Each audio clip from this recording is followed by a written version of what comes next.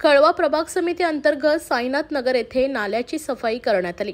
त्यानंतर मागील 10 दिवसापासून या नाल्यातील गाळाचा भला मोठा ढीग तसाच नाल्याच्या बाजूला रस्त्यावर पडू नये।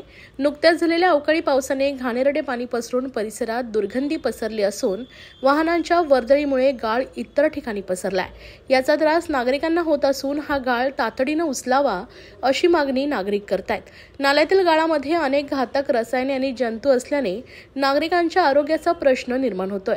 नाल्यातील निघालेल्या गाळावर जंतुनाशक व दुर्गंधी नाशकाचे फवारणी करणं बंधनकारक असताना देखील अशी कुठल्याही प्रकारची फवारणी करण्यात आली नव्हती। तसेच नियमानुसार नाल्यातून काढलेला गाळ 48 तास ठेवून त्यानंतर तातडीने सक्षम अधिकाऱ्यांनी निर्देशित केलेल्या जागेवर विल्हेवाट न लावल्यास अशा चुकीच्या असमाधानकारक कामांसाठी दंडात्मक कार्यवाहीची तरतूद असताना देखील संबंधित अधिकाऱ्यांनी याकडे जाणीवपूर्वक डोळेझाक करत ठेकेदारास पाठीशी घालत असल्याचा आरोप काँग्रेसचे प्रवक्ते राहुल पिंगळे यांनी केलाय।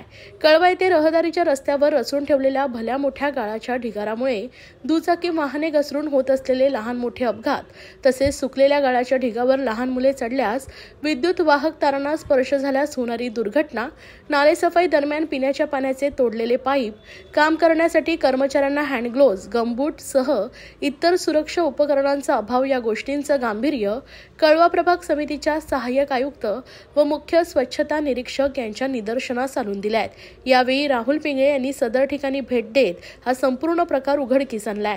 देणार मला याच्यावरती फवारणी का नाही केली याचं काय हेड ऑफिस मला उत्तर देणार?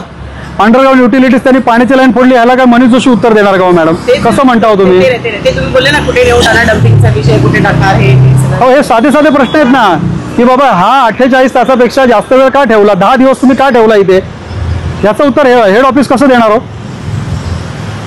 याच्यावरती फवारणी का नाही केली? काल आता ऍक्सिडेंट झाला असता, उद्या एखादा मुलगा चढला, वायरीला हात लागला, शॉक लागून मेला,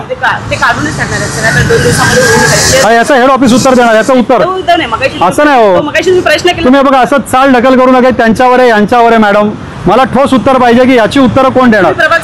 आणि तुम्ही काय सांगितलं की अंबाजी मयुरी देणार? आम्ही जवळजवळ 4 तास झाले या ठिकाणी होत, 4 तास। आता आम्ही येऊन बोललो ना सर तुम्हाला की तुम्ही उत्तर कुठे? मी काय म्हणतो 48 तासापेक्षा जास्त वेळा का ठेवला याचं उत्तर द्या मग मला। तुम्ही आलात तर काम चालू होतं सर। काय काम चालू होतं? प्लॉटिंगचं काम चालू आहे, वरच्या नाल्याचं काम चालू, सगळं म्हणजे असे किती डोंगर उभे करणार तुम्ही आणि उचलणार? मग डोंगर उभे प्रश्न नाही सर, ते उचलून घेणार आहे। आता काम चालू आहे तिथे किती त्याच्यावर अपघात झाल्यावरती ते हात लावून एखादा मुलगा वरती झाला नाही, तुम्ही आपल्या अटी शर्ती तुम्ही बनवल्यात की नाही टेंडर मधल्या, की 48 तासामध्ये उचलायच्या?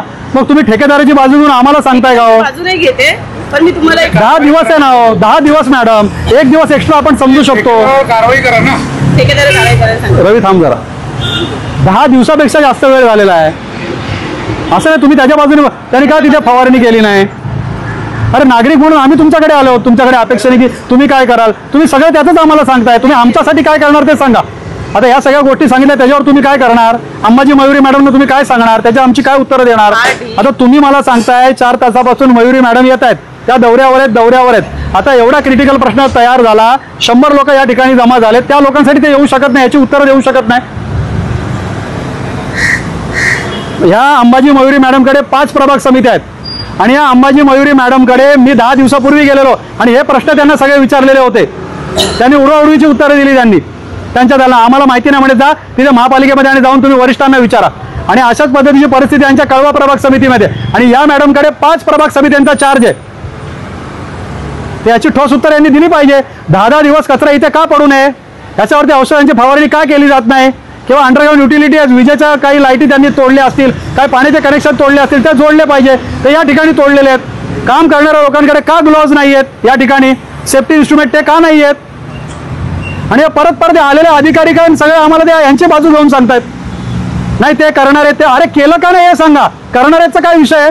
आता आम्ही आल्यानंतर ते करणारच आहेत, त्यामुळे आम्ही परत सोमवारी किंवा मंगळवारी आमच्या शिष्टमंडळासह अंबाजी मयुरी मॅडमची परत कळवा प्रभाग समितीमध्ये भेट घेणार आहोत।